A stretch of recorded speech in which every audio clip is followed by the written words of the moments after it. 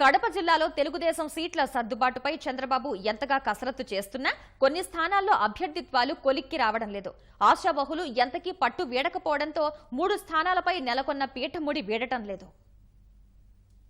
ప్రతిపక్ష నేత జగన్ సొంత జిల్లా కడపలో తెలుగుదేశానికి పూర్వ వైభవం తేవాలని సంకల్పించిన చంద్రబాబు అక్కడ్నుంచే గెలుపు గుర్రాల కసరత్తు ప్రారంభించారు. వైరి వర్గాలను సైతం రాజీ చేసి సీట్ల సర్దుబాటు చేస్తున్నారు. జిల్లాలో 10 అసెంబ్లీ నియోజకవర్గాలకు గాను 7 అభ్యర్థులకు స్పష్టత ఇచ్చేసిన చంద్రబాబు ప్రొద్దుటూరు, బద్వేలు, కడపలో నిర్ణయాన్ని వాయిదా వేశారు. ప్రొద్దుటూరు సీటుపై మాజీ ఎమ్మెల్యేలు వరదరాజులరెడ్డి, లింగారెడ్డి పంతం వీడడం లేదు. అయితే ఆ ఇద్దరు నేతలు బహిరంగ విమర్శలతో పార్టీకి నష్టం చేకూర్చారనే భావనలో ఉన్న చంద్రబాబు 3వ వ్యక్తిని రంగంలోకి దించాలని భావిస్తున్నారు. ఈ క్రమంలోనే మంత్రి ఆదినారాయణ రెడ్డి, సీఎం రమేష్, కమలాపురం మాజీ ఎమ్మెల్యే వీరశివారెడ్డి పేరును చంద్రబాబుకు సూచించారు. వీరశివారెడ్డి కూడా తాను ఆశించిన కమలాపురం టికెట్ పుత్తా నరేందర్ రెడ్డికి దక్కడంతో ఇక ప్రొద్దుటూరుపై ఆశలు పెట్టుకున్నారు. ప్రొద్దుటూరు టికెట్ తనకే కేటాయించాలని వీరశివ పట్టుబడుతున్నారు. మాజీ ఎమ్మెల్యే వరదరాజులరెడ్డి మాత్రం సీటు తనదేనని ధీమాగా ఉన్నారు.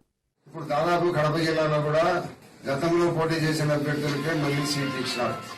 ప్రొద్దుటూరు కూడా నేనే టికెట్ ఆశిస్తాను, నేనే ఎన్నికల్లో పోటీ చేయాలనేది కూడా నేను దృఢ నిశ్చయంతో ముఖ్యమంత్రి చంద్రబాబు నాయుడు గారిని అడిగినారు. ఇప్పుడు ప్రొద్దుటూరులో ఆయన దృష్టిలో 1-2 పేర్లే ఉన్నాయి తప్పక వేరే పేర్లు అయితే ఎక్కడ కూడా లేవు. తప్పనిసరిగా నాకు ముఖ్యమంత్రి గారు మరోసారి అవకాశం ఇచ్చి ఎన్నికల్లో నిలబెడతాడనేది నేను పూర్తిగా నమ్ముతున్నాను.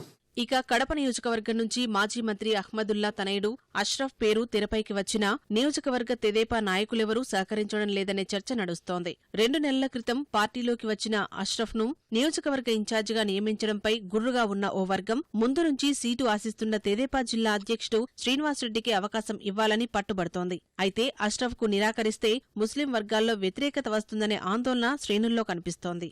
ఎస్సీ నియోజకవర్గమైన బద్వేలు టికెట్ కోసం ఎమ్మెల్యే జయరాములు, విజయజ్యోతి పోటీ పడుతున్నారు. పార్టీ ఇన్ఛార్జ్ విజయమ్మ మాత్రం లాజరసు పేరును ప్రతిపాదిస్తున్నారు. సర్వే ఫలితాల ప్రకారం ఓ నిర్ణయం తీసుకుంటామని అధినేత ఇప్పటికే స్పష్టం చేశారు. 2వ విడత అభ్యర్థుల ఎంపిక కసరత్తులో కడప జిల్లాలోని 3 స్థానాలపై స్పష్టత వస్తుందని దేశం వర్గాలు భావిస్తున్నాయి.